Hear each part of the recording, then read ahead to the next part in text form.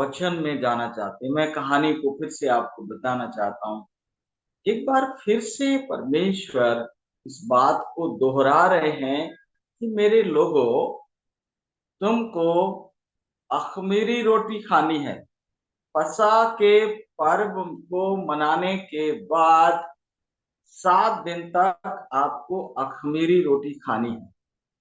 फिर से चेतावनी दी गई है कि तुम्हारे घरों में इन 7 दिनों में किसी प्रकार का कोई खमीर ना पाया जाए। फिर ये बताया गया है कि तुम अपने बेटों को ये बताना, जब उस देश में पहुंच जाओगे तो नए और तुम्हारा वंश बढ़ेगा, बेटे बेटियां पैदा होंगे, और फिर उनको भी ये समझाना है और उनको भी ये बताना है कि परमेश्वर ने अपनी बलवंत भुजा के द्वारा हम इसराइलियों को मिस्र की गुलामी से निकाला, आजाद किया, और हमें इस वाचा के देश में, प्रतिज्ञा के देश में, जिसमें 2 गुनी आशीषें हैं। अब जब मैंने बोला 2 गुनी आशीषें हैं तो आप समझ जाएंगे 2 गुनी आशीषें क्यों हैं। ये ऐसा देश जहां दूध और शहद की नदियां बहती हैं, यहाँ पर 2 गुनी आशीषें हैं। इसमें परमेश्वर ने हमको पहुंचाया है।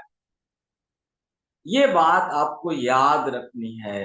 हर वर्ष ये पर्व मनाना है और लगातार मनाते रहना है। कब तक? जब तक कि मसीह की दूसरी आमद ना हो जाए या मसीह आकर कुछ नया और बेहतर ना दे दे। ये तो साधारण बात है जो हमने सीखी। परमेश्वर इसको दोहरा क्यों रहे हैं? पहलोठे के बारे में और फसह पर्व के बारे में और अख़मीरी रोटी के बारे में यहाँ पर आप देखेंगे ये बात बार बार दोहराई जा रही है। तो पहली बात समझने की ये है कि अगर परमेश्वर किसी बात को बोलते हैं 3 बार, तो आप समझ जाइए कि बहुत ज्यादा महत्वपूर्ण है, बहुत ही ज्यादा महत्वपूर्ण है। उसे नजरअंदाज करने का मतलब आपका विनाश हो सकता है। अगर वो 2 बार कह रहे हैं तो महत्वपूर्ण है, लेकिन अगर आप इग्नोर कर गए तो दोबारा मौका मिल सकता है। और अगर वो कहते हैं 1 बार, इसका मतलब है आपको और उसे समझने का और दोबारा उसे गहराई से जानने का मौका मिल सकता है, मौका मिल सकता है। यहाँ पर ये बात दोहराई जा रही है क्योंकि दोहराए जाने से बातें हमारे जहन में, हमारे दिल में, हमारे दिमाग में उतर जाती हैं। हम लोग इंसान हैं और इस दुनिया में चलते हुए, रहते हुए हम बहुत सी बातें सुनते हैं। हर एक बात हमारे दिमाग में रुकती नहीं है, ये भी अच्छा ही है।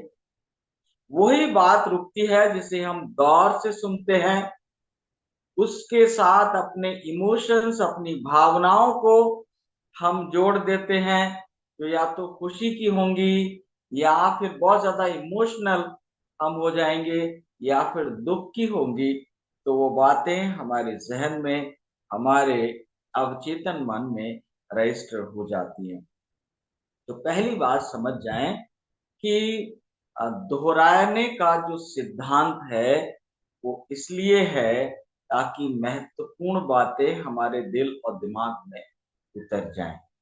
समझने वाली बात है कि फसह, मेमना और अख़मीरी रोटी और पहलोठे का सिद्धांत, ये 4 बातें बहुत जरूरी हैं। उद्धार के लिए ये 4 बातें बहुत जरूरी। मेमना, मेमना किसको दिखाता है? मसीह यीशु। यूहन्ना ने मसीह यीशु को देखा तो क्या बोला? देखो परमेश्वर का मेमना जो जगत के पापों को उठा ले जाता है। फसह किसको दिखाता है? फसा दिखाता है मेमने का बलिदान, मेमने का बलिदान को दिखाता है कि मेमना बलिदान हुआ है, इसलिए आप और मैं जीवित हैं। इसके बाद आती है अखमीरी रोटी। अखमीरी रोटी यानी ये बात जो मेमना बलिदान हुआ है, ये केवल एक बार सुनकर छोड़ने की नहीं है, इसको 7 दिन तक सेलिब्रेट करना है। 7 दिन तक। और 7 का मतलब जहां भी बाइबल में 7 का जिक्र आता है, 7 जहां भी आता है, ये जो 7 नंबर है ये परमेश्वर नंबर है, और 7 नंबर का मतलब परफेक्ट होता है। और एक बात और बताऊं आपको, कई बार ये बताया गया है कि 7 का मतलब केवल केवल 7 नहीं होता है, 7 का मतलब वहां असीमित तो होता है। जैसे कि जब एलिया जो है वो करमेल पर्वत पर प्रार्थना कर रहा था, और बार बार वो अपने सेवक को भेज रहा था कि जाओ और जाकर क्या करो, तुम देखो कहीं से बादल दिखाई दे रहा है, बरसात का कोई चिन्ह दिखाई दे रहा है। और वो बार बार जा रहा था, वो कह रहा था मैं कितनी बार जाऊं? एलिया ने कहा 7 बार जाओ। नामान ने एलिशा की बात मानकर यदर नदी में गोता लगाया। कितनी बार डुबकी लगाई? बोले 7 बार लगाओ। तो आप अगर गहराई में जाएंगे कई बार पता चलेगा 7 का मतलब है जब तक हो ना जाए, जब तक हो ना जाए। तो यहाँ क्या बोला गया कि ये जो फसा है और जो मेमना है, इसको अखमीरी रोटी, वैसे सारे लोग किस तरह की रोटी खाते थे? खमीरी रोटी खाते, खमीरी रोटी।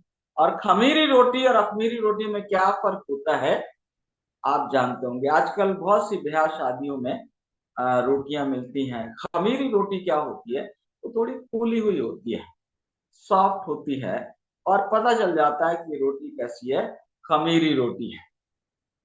अखमीरी रोटी जो होती है वो फूलती नहीं है। यानी परमेश्वर ये चाहते हैं कि मेमना और उसका बलिदान और छुटकारे का विषय हमारे दिमाग में तब तक डाला जाए जब तक हम उसको अच्छी तरह से समझ ना लें, जब तक वो हमारे दिलो दिमाग में उतर ना जाए, जब तक वो हमारे जीवन, हमारे सोचने के तरीके को बदल ना दे। बात करते हैं खमीर और अखमीर। देखिए, खमीर के बारे में मैंने पिछली बार आपको बताया था, बाइबल 2 तरह की तालीम देती। एक बार यीशु मसीह ने बोला अपने चेलों से कि फरीसियों और सदूकियों के खमीर से सावधान रहो। इसका मतलब ये है कि ये जो सांसारिकता है, यहाँ पर खमीर का मतलब ये है कि सांसारिकता को अलग करके, तमाम दुनियावी कामकाज को अलग करके, दुनिया की भी सोच विचार को अलग करके, दुनियावी मान्यताओं को अलग करके 7 दिन तक इसी बात को सेलिब्रेट करना है कि मेमना मेरे लिए बलिदान हुआ है। और इससे क्या होगा? हमारे अंदर विनम्रता आएगी, हमारे अंदर विश्वास पैदा होगा, हम एक समर्पित जीवन जिएंगे। हमारा जीवन एक कटी हुई पतंग के समान नहीं होगा। अगर आपका विश्वास है तो आपका जीवन एक ऐसी पतंग के समान होगा जो मालिक के हाथ में है। अगर आपका विश्वास नहीं है आपके अंदर तो क्या होगा? आप भटकते रहेंगे, और आप उड़ते रहेंगे, और आप चिंतित होते रहेंगे, और समस्याएं आपके जीवन में बनी रहेंगी। तो क्या मीनिंग हो सकता है यहाँ पर? पहला मीनिंग कि बाहरी प्रभाव से बचो। अगर आप स्वर्गीय कनान जाने की सोचते हो, अगर आप चाहते हो कि पहलोठे की रीति पर आपको 2 गुनी आशीषें मिलें, तो आप बाहरी प्रभाव से बचो। अगर आप चाहते हो कि आपको विशेष आशीषें मिलें, तो बाहरी प्रभाव से, बाहरी खमीर से सांसारिक शिक्षा, सांसारिक सोच, सांसारिक विचार, सांसारिक बातों से बचो। प्रभु यीशु मसीह ये बताना चाह रहे, परमेश्वर का वचन ये बताना चाह रहा है। और दूसरी बात इसकी ये है, जहां प्रभु ने कहा कि स्वर्ग का राज्य उस स्त्री के समान है कि जिसने थोड़ा सा खमीर 3 पसेरी आटा में मिलाया और देखते ही देखते वो पूरा खमीरी आटा हो गया। अब इसका मतलब ये है कि तुम शुद्ध खमीर बनो। एक है अशुद्ध खमीर जो सांसारिक है, उससे बचो। और तुम्हारा जो शुद्ध खमीर है, जो तुम्हारी पवित्रता है, जो तुम्हारा प्रेम है, जो तुम्हारा विनम्रता का जीवन है, विश्वास का जीवन है, इसका असर कैसा होना चाहिए? ये दुनिया के आखिर तक इसका असर हो जाए। मतलब तुम अपने आप को बाहरी चीजों से बचाओ और अपने असर को दुनिया के ऊपर डालो। दूसरी बात यह है घमंड से। जब आपको 2 गुनी आशीषें मिल गई हैं तो घमंड से मत फूलो। ये तुम्हारे किसी काम की वजह से नहीं है, ये परमेश्वर का अनुग्रह है कि वो आपको 2 गुनी आशीष देकर इस संसार के लिए एक याजक और एक अगुआ बनाना चाहता है। जब आपको 2 गुनी आशीषें मिल रही हैं तो ये मेमने के बलिदान के कारण मिल रही हैं। परमेश्वर का पुत्र मारा गया है ताकि मैं और आप बच सकें। तो नंबर 2, घमंड से। और तीसरी बात यह है कि छुटकारे के लिए निरंतर धन्यवाद करते रहो। अपने बच्चों को बताओ, अपने लोगों को बताओ। हर दिन हमारे जुबान से अगर ये शब्द निकले, परमेश्वर ने मुझे छुड़ाया है, मैं बहुत आभारी। आप एक कमाल अपने जीवन में होते हुए देखने पाएंगे जब आप निरंतर क्या करेंगे? धन्यवाद करेंगे। काहे के लिए? कि परमेश्वर ने आपको छुड़ाया है।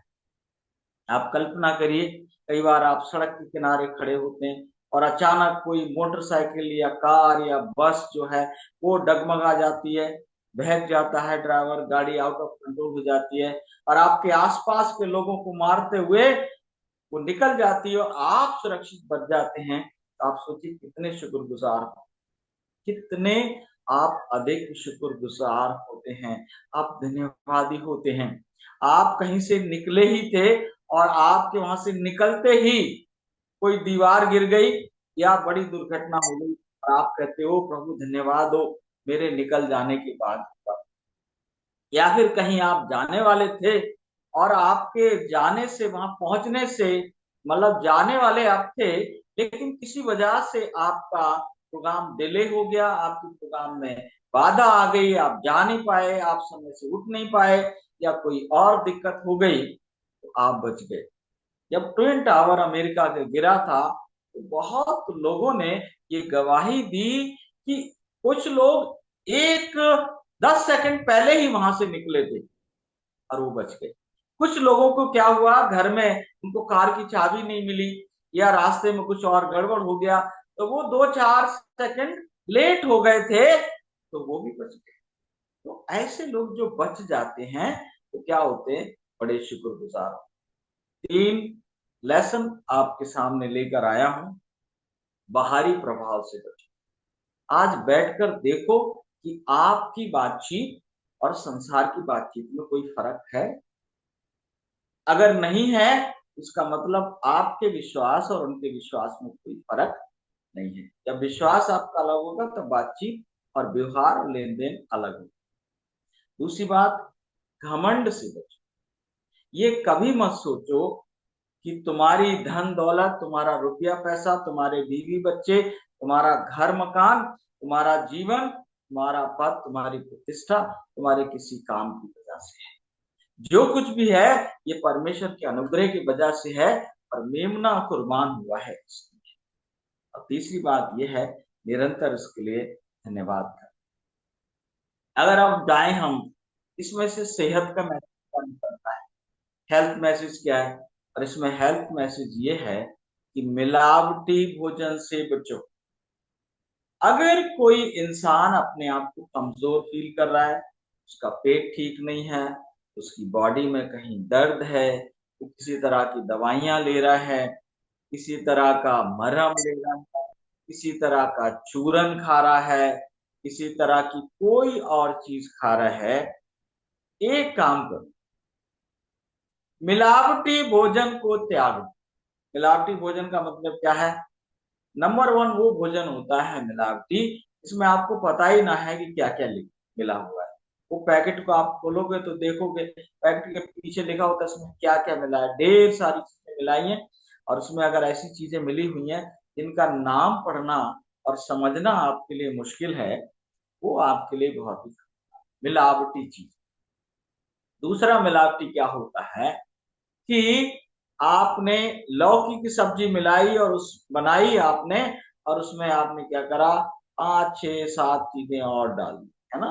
उसमें हींग है, नमक है, तेल है, मिर्चा है, जीरा है, प्याज है, टमाटर है, अब ढेर सारी चीज। उसको ना करके केवल आप लौकी का जूस बनाइए और उसमें थोड़ा सा धनिया और थोड़ा सा अदरक स्वाद के लिए डाल लीजिए और वो पी जाए, वो आपको फायदेमंद करेगा। आप जो खा रहे हैं उसमें से मिलावट को दूर, क्योंकि परमेश्वर ने जब आपके और मेरे लिए जो भोजन बनाया है ना, उसमें कुछ और मिलाने की जरूरत नहीं है। आप रिसर्च में चले जाओ, आप कोई भी चीज उठाओगे, एक ही चीज में, चाहे वो गेहूं के दाने का आप रिसर्च कर लो, उसमें ही आपको सारी चीजें मिलेंगी।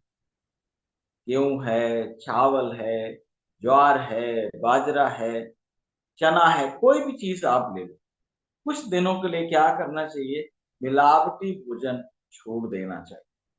अगर आप कच्चा खा पा रहे हो तो बहुत अच्छी बात, कच्चे का मतलब फल और सलाद। लेकिन अगर आप कच्चा नहीं खा पा रहे हो, आप क्या कर सकते हो, बॉयल, उबला हुआ या बेक्ड, भुना हुआ, या फिर होता है सोप्ड, जिसको कहते हैं ना, पानी में रात को डुबोया और सुबह को वो सॉफ्ट हो जाता है, उसको 3 4 बार धोना पड़ता है। अगर आप चना या फिर कोई भी अनाज जो रात को भिगोते हैं, सुबह को आप उसे पकाना चाहते हैं, मैं आपको बताना चाहता हूँ उसको 5 6 बार धोने की जरूरत होती है। क्योंकि अनाज के ऊपर परमेश्वर ने एक एसिड लगाया, उसको बोलते हैं फाइटिक एसिड। वो अनाज के ऊपर एक कवर बनाता है, वो अनाज की सुरक्षा प्रदान करता है। और उसको अगर आप धोकर नहीं निकालते हैं, वो आपके खाने में रहता है, क्या करेगा, वो ब्लोटिंग पैदा करता है, आपको खाने के बाद आपको और गैस महसूस हो, तो उसे कई बार धोने की जरूरत है। और उबालने के बाद भी उसका पानी जो है वो निकाल देना चाहिए, अगर आप ऐसा करोगे। क्योंकि खमीर मिलाने से जो रोटी है वो खमीरी बन जाती है, और खमीर नहीं मिलाया तो वो अखमीरी है।